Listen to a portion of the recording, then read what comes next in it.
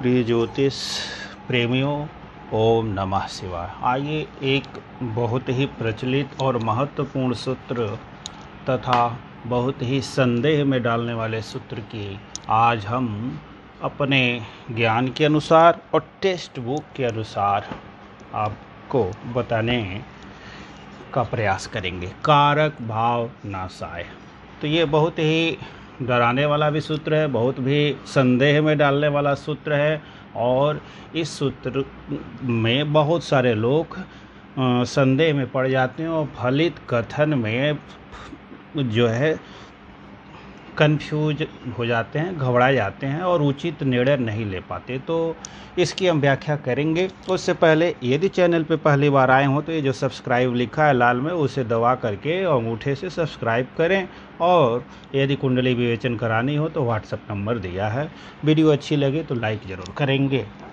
तो आइए चलते हैं। तो सर्वप्रथम हम जानते हैं कि ये हमारी पत्रिका होती है और ये पहला भाव होता है, दूसरा भाव, तीसरा भाव, चौथा भाव, पाँचवां, छठवां, सातवां, आठवां, नौवां, 10वां, 11वां और 12वां।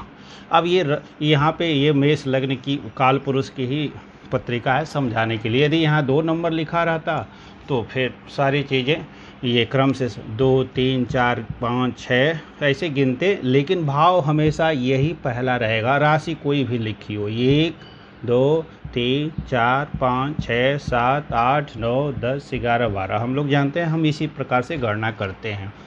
तो यहाँ 3 नंबर भी लिखा होगा तो भी पहला भाव यही होगा। यहाँ 9 नंबर लिखा होगा तो भी यह 5वां भाव ही होगा। इसी प्रकार से अन्य के बारे में हम समझेंगे और जो लोग पहले से जानते हैं वो जानते ही हैं। तो हम ये भी जानते हैं कि पहले भाव का जो स्थिर कारक है वो सूर्य है और 9वें भाव के लिए भी यदि पिता के संबंध में विचार करना है तो स्थिर कारक 9वें का सूर्य है।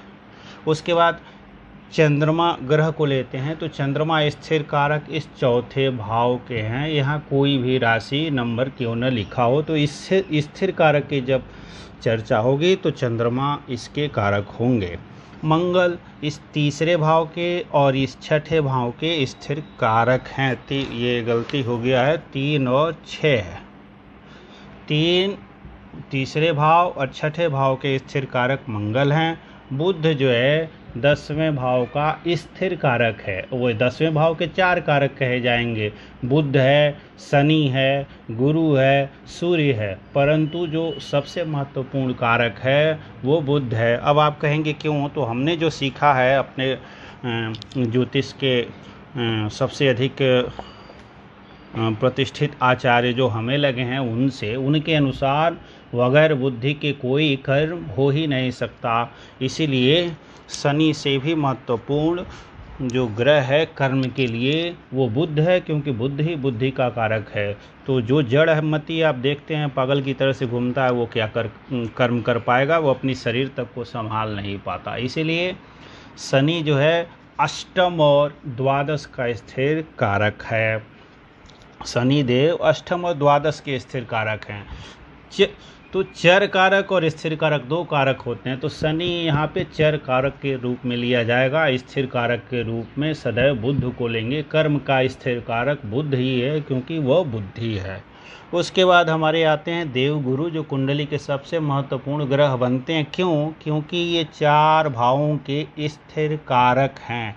अब आजकल के आधुनिक ज्योतिषी निकल के चले आए हैं, कलयुग है, राहु बड़ा इम्पॉर्टेंस है। जी राहु इम्पॉर्टेंस है, फिर भी 4 भावों का ये ज्योतिष आप नहीं बदल देंगे। 4 भावों का स्थिर कारकत्व और 10वीं का भी कुछ न कुछ इनको वो चर कारकत्व प्राप्त है गुरु को। तो अब कैसे गुरु की महत्ता को आप नकार पाएंगे? ये देव गुरु हैं, ये ज्ञान हैं, ये विचार हैं, ये शरीर में बल को दर्शाते हैं, फैट को दर्शाते हैं। शरीर के अंदर जो भी महत्वपूर्ण भाव हैं सबके कारक ही ये गुरु ही बनते हैं। इंसुलिन है, लीवर आदि है, आते हैं। तो इसीलिए गुरु आज भी महत्वपूर्ण है।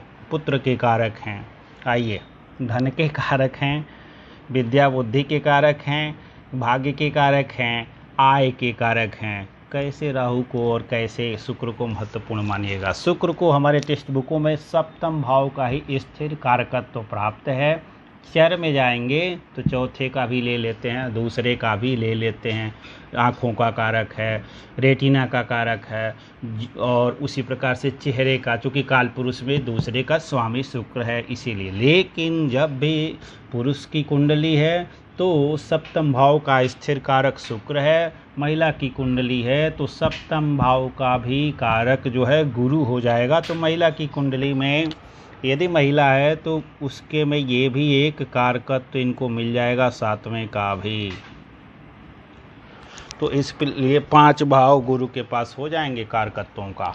तो इस प्रकार से हमने ये जान लिया कि क्या क्या कारकत्व होते हैं। अब इस सूत्र के अनुसार आते हैं कि कारक भाव नाशाय। अब यही प्रचलित है आजकल कि यदि कारक जो स्थिर कारक है वह अपने कारक भाव में ही बैठेगा तो उस भाव का नाश कर देगा। अर्थात गुरु को यहाँ बैठा देंगे तो धन का नाश कर देगा, वाणी कुटुंब का नाश कर देगा। चलिए, यहाँ बैठा देंगे तो पुत्र का नाश कर देगा, यहाँ बैठा देंगे तो भाग्य का नाश कर देगा, और यहाँ बैठा देंगे तो आय का नाश कर देगा। तो जब गुरु ही नाश कर देगा तो देगा कौन? शनि देगा धन? कौन देगा? राहु देगा।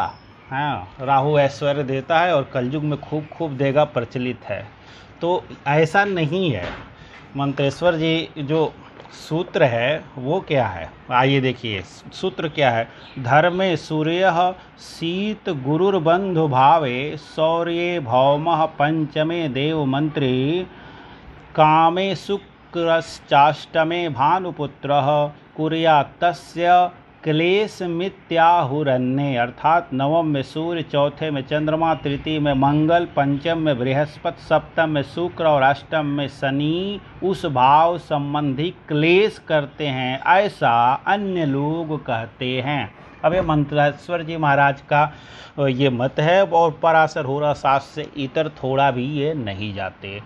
तो क्लेश शब्द आया है, यह नाश जो है, ये नाश जो आजकल इन्होंने प्रचलित किया ये नहीं है। क्या है? क्लेश है। और क्लेश और नाश में जमीन आसमान का अंतर है। क्लेश माने कलह हुआ, क्लेश माने चिंता हुई, क्लेश मतलब परेशानी हुई, नाश का मतलब डिस्ट्रॉय, समूल रूप से नष्ट हो जाना। तो ऐसा नहीं है। क्यों नहीं है? अभी देखिए, अब गुरु को मान लीजिए यही मेष लग्न की पत्रिका है और गुरु को यहाँ बैठा दिया आपने पंचम में, और कह देंगे कि गुरु अकेले हो गया तो ये भाव नाश करेगा। नहीं करेगा जी, ये बहुत बड़ा राजयोग अकेले गुरु बना देगा। यदि भाव मध्य पर रहा तो 5वीं दृष्टि यहाँ, 7वीं दृष्टि यहाँ, 9वीं दृष्टि यहाँ, भाग्येश यहाँ आया। अब कितना उत्तम हुआ। अब कारक भाव नशाए लगा करके कुंडली का मारा आपने मटिया मेट करके रख दिया, निर्णय कहाँ से पाइएगा? इसलिए ये क्लेश करते हैं। तो क्या करेगा फल कथन में? तो पंचम भाव से संबंधित ये गुरु क्लेश करेंगे। मतलब पुत्र से जो जीवित यहाँ से वस्तुएं देखी जाएंगी, लिविंग थिंग्स, जैसे पुत्र को देखेंगे, बाकी विद्या बुद्धि ये सब में गुरु बढ़ोतरी कर, तो पुत्र से संबंधित क्लेश करेंगे। हो सकता है पुत्र प्राप्ति में देरी हो। यदि और भी दुष्प्रभाव इस भाव पे पड़ता है तो पुत्र संबंधी चिंता बनेगी। जैसे सूर्य अच्छे भाव में नहीं गया, शनि राहु की यहाँ पे स्थिति हो जाए, केतु हो जाए, तो इस तरह से स्थितियाँ बनेंगी तो परेशानी बढ़ सकती है। तो ये गुरु उस परेशानी में और सहयोग कर देगा। और पुत्र हो भी जाएगा तो क्या करेगा? क्लेश, मतभेद करा देगा, क्लेश करा देगा। ये इसका अर्थ ये है। जैसे यहाँ गुरु बैठ जाए तो अब यहाँ गुरु क्लेश करेगा तो किससे? तो धन के लिए चिंता हो सकती है यदि यहाँ गुरु है तो।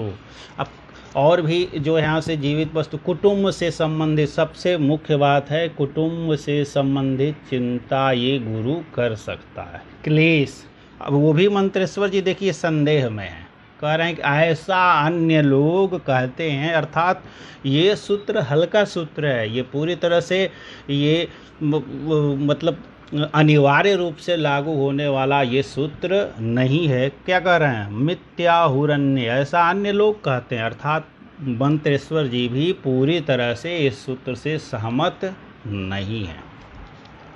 तो बस यही मानिएगा। अब होगी क्या कि अब कहीं से राहु की भी दिशा ने यहाँ से देख लिया, अब पता चला कि अब गुरु की अंतर्दशा चल रही है। अब उस समय कहीं पुत्र की हानि हो गई तो आप कह देंगे गुरु अकेले था और इसने जो है अपनी अंतर्दशा में हानि कर दी। अरे अंतर्दशा में प्रत्यंतर दशा भी आएगी, और प्रत्यंतर दशाओं में के अंदर सूक्ष्म दशा भी आएगी, फिर प्राण दशा भी आएगी, फिर ग्रहों का गोचर भी आएगा, फिर अष्टक वर्ग के बिंदु भी आएंगे, फिर अष्टक वर्ग के अनुसार गोचर भी आएगा। इन सारी बातों का निर्णय करते हुए तब हम डिसीजन पे पहुंचते हैं। अब यदि गुरु की अंतर्दशा या महादशा आ गई है, कहीं पुत्र मुर्दा पैदा हो गया या पुत्र हो नहीं रहा है, तो सारा दोष इस गुरु पे मढ़ देंगे।